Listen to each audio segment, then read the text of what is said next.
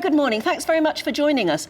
My goodness, as I said, there's an awful lot going on in politics. We just heard an admission there, really, an acknowledgement from Geoffrey Cox that they could be annihilated at the next general election and that Labour could get an absolute landslide victory.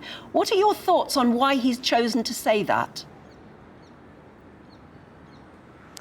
I'm afraid I don't know. I mean, all I can say is that nobody's voted yet. So the idea that the Conservative Party are going to be annihilated is a little bit premature.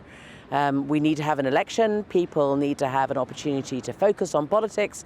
You know, people have lives. They have other things to think about. So we may be ahead in the polls at the moment, but those polls don't really matter. What matters is people actually voting. And so we're fighting for every vote. We're not taking anything for granted. Your leader is on a lot of the papers this morning over this England kit furore. Is he right to speak out? What do you make of it all? I think it's all very odd. I mean, if you look at it, what have Nike done? I mean, seriously, you can hardly recognise it as the England flag, can you? I mean, England flag is a simple white background and a red cross. Seems to me, why can't they just leave it alone? Imagine how cross the French would get if they started putting bits of purple on the tricolour, or they changed the Welsh flag, took away the dragon and stuck a pussycat on instead.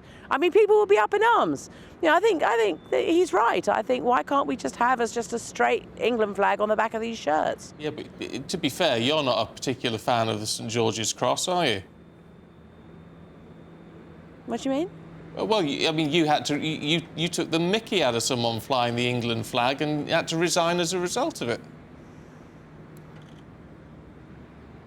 Oh, you're talking about a photo I took 10 years ago. Yes. And I put on Twitter. Yeah, no, I took a photo 10 years ago of a house that was completely covered in England flags. Is that what you mean? Yeah. And people made all sorts of assumptions about it? All right, OK. Sorry, I'm so far beyond, like, kind of trying to sort of explain, you know, it was a photograph, you know, and other people have decided what it was that I was thinking or saying.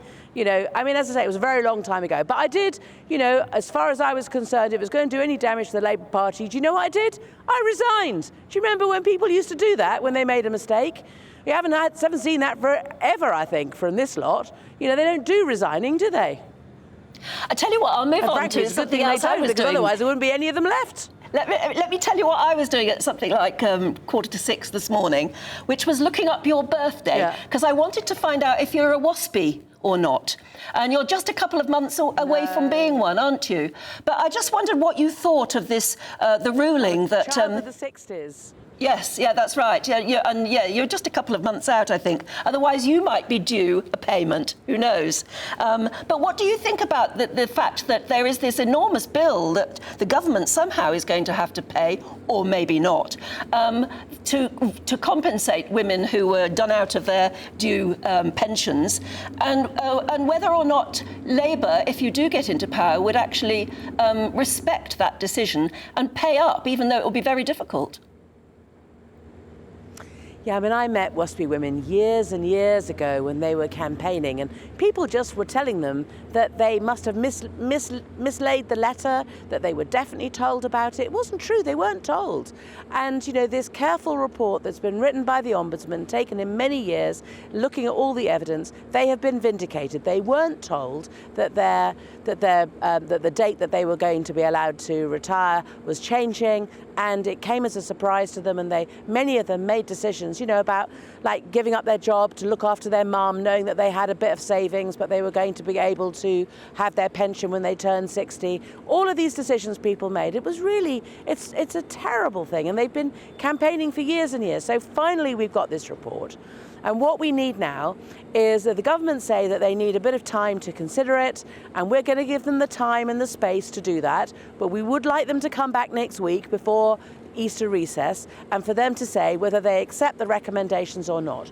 I mean, the waspie women are holding up banners saying how important it is for there to be, you know, fast and fair justice for them. And the only people who can deliver that justice in a fast way is this government, and they need to get on and do it.